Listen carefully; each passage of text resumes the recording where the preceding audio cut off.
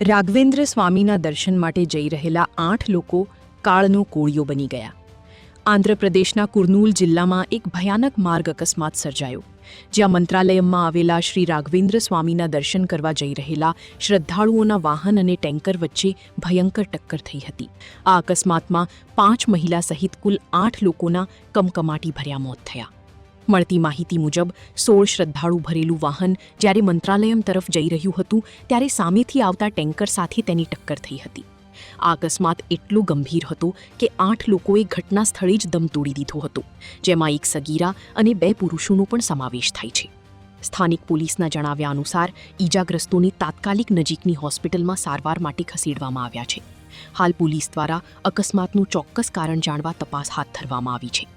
દર્શનના ઉમળકા સાથે નીકળેલા શ્રદ્ધાળુઓના પરિવારમાં આ ઘટનાથી શોકનું મોજું ફરી વળ્યું છે.